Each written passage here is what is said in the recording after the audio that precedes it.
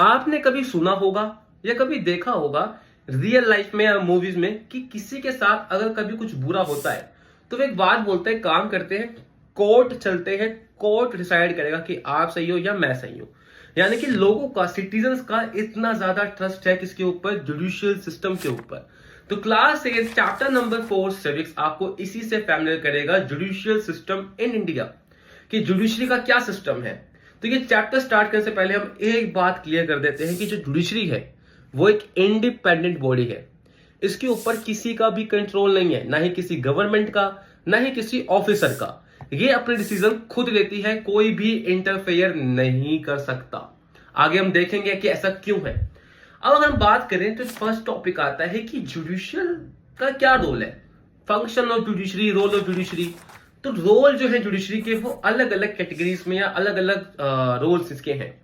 First role, it's अगर किसी दो सिटीजन के बीच में डिस्प्यूट चल रहा है किसी भी चीज को लेके, उसको सॉल्व करना।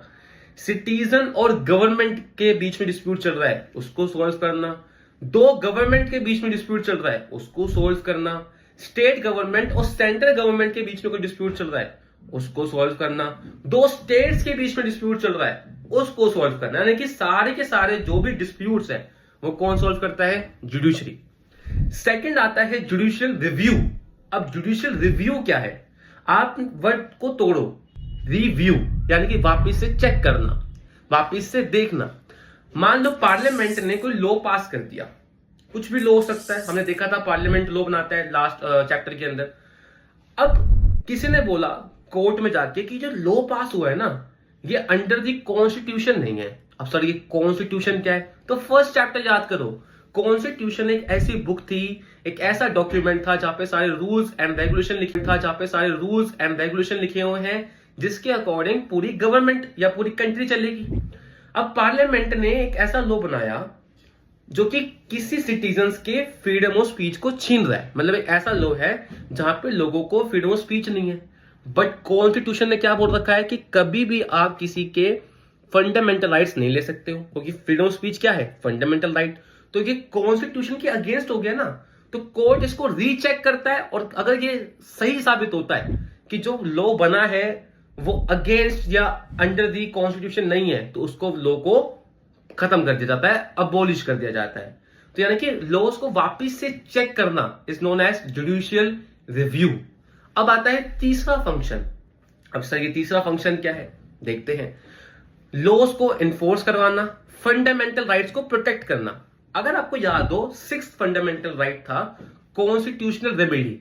इसके अकॉर्डिंग अगर आपके कोई भी राइट छीने जा रहे हैं फंडामेंटल, तो आप कहां जा सकते हो? कोर्ट। तो कोर्ट डिसाइड करेगा कि आपके फंडामेंटल राइट्स लिए भी जा रहे हैं या फिर नहीं लिए जा रहे हैं। अगर आपके कॉन्स्टिट्यूशन के अंदर जो फंडामेंटल राइट्स गिवन है वो आपसे छीने जाते हैं, तो आपको कौन देगा वापस? कोर्ट। यानी कि फंडामेंटल राइट्स को प्रोटेक्ट करना। तो ये 3 फंक्शंस थे। पहला, टू सोल्व डिस्प्यूट। सेकेंड, भैया जुडिशियल रिव्यू। थर्ड, लॉ को इन्फोर्स करवाना या फिर फंडामेंटल राइट्स को प्रोटेक्ट करना। तो ये होते हैं रोल्स। अब बात करते हैं कि स्ट्रक्चर कैसा है, किस पैटर्न पे चलता है।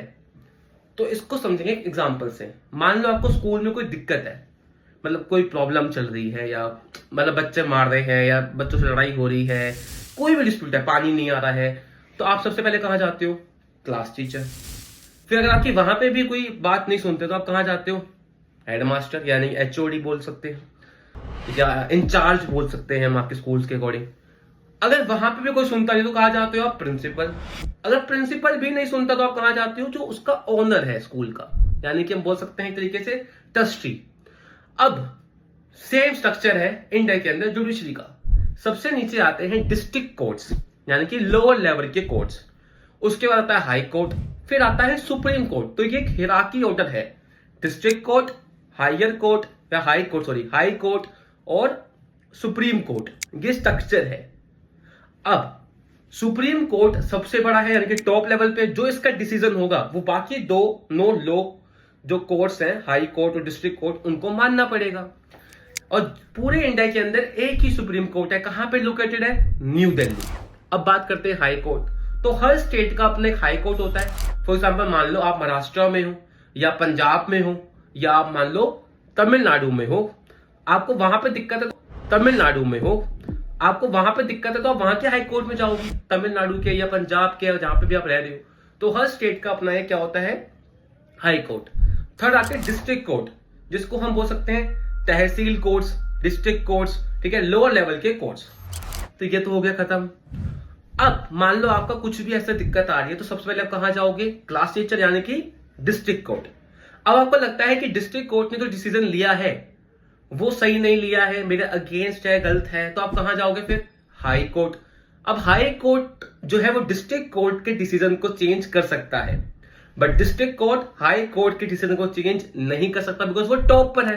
अब आप खुद बताओ ना, क्या क्लास टीचर इंचार्ज के चीजों को चेंज कर सकता है, नहीं, बट इंचार्ज जो है वो क्लास के टीचर्स के जो भी डिसीजन है उसको चेंज कर सकता है।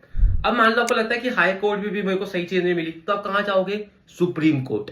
अब सुप्रीम कोर्ट जो है वो डिस्ट्रिक्ट कोर्ट और हाई कोर्ट दोनों के डिसीजन चेंज कर सकता है, बट सुप्रीम कोर्ट का कोई भी इन दोनों कोर्ट में से चेंज नहीं कर सकता। तो ये था स्ट्रक्चर ऑफ जुडिशरी, ये था पार्ट नंबर 1। पार्ट नंबर 2 में देखेंगे बाकी रिमेन टॉपिक्स ऑफ जुडिशरी।